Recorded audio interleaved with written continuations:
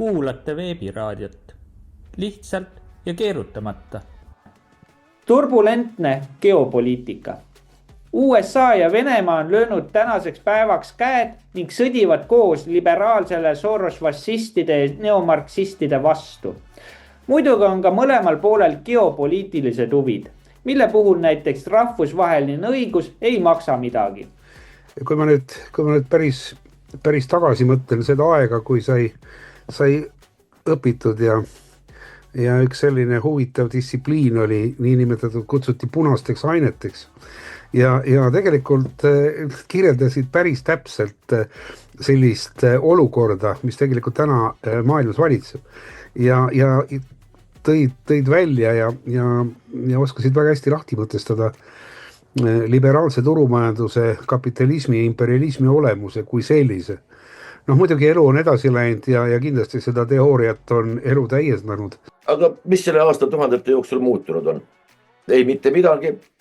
Mis on muutunud iseenesest, on retoorika. Ja kuidas toimetatakse? No ja mis nüüd siis Donald Trump ütles, me võtame selle asja nii või teisiti ja muide võite kindlad olla, et võtavadki. Ja kui neil kunagi tuleb kokku leppida nendega, kellega praegu kuidagi kokku leppida ei taheta, kas Hiina või Vene või lepitakse nii kui nii. Ja üks mis kindel, vaat Eestist ei ole siin küll mitte midagi.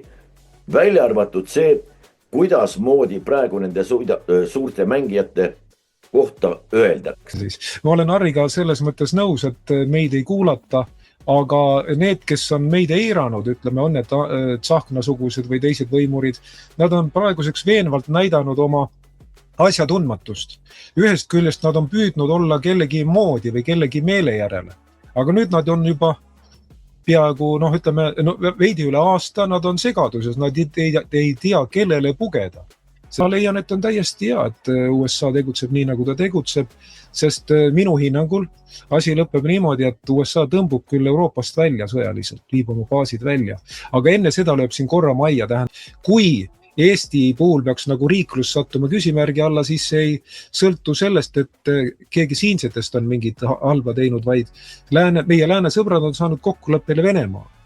Ja minu hinnang on see, et USA tõmbub Euroopast välja ja ta jätab Venemaa teatud mõttes Eestit nagu ülevalt kureerima, kuraatoriks. Mitte, et Venemaa hõivaks Eesti, vaid jätab seda kureerima.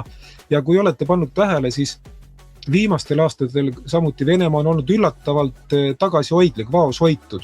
Siinkohal tahaks aitäh öelda ka Andresele, sest ta puudutas seda valusat teemat, mis oli seotud gröönlastega ja et Taani kuningriik siis nii-öelda, et nemad kastreerisid gröönlasi ja minu meelest see näitab, et Taani see eliit ja kogu see seltskond, nad on palju julmemad, kui meile tegelikult näidatakse.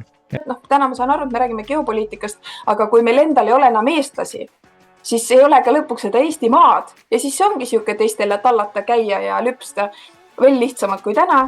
Ja siis ma mõtlesin, et aga kui näiteks oleks nii poliitika, et alates 5. lapsest saadakse mingid väga, ma ei tea stiilis, et siis makstakse su pangalaen kinni ja antakse auto ka veel tasuta kasutada. Mis iganes. Ka see ei päästaks, sest tänasel päeval vaadake, millega tegelevad lapsed, see on kadunud põlvkond. Ma olen väga nõus Harriga, mis Harri rääkis, et need punased ained kunagi, need punane poliitökonoomia ja punased värgid, mis on juurde kõik käisid.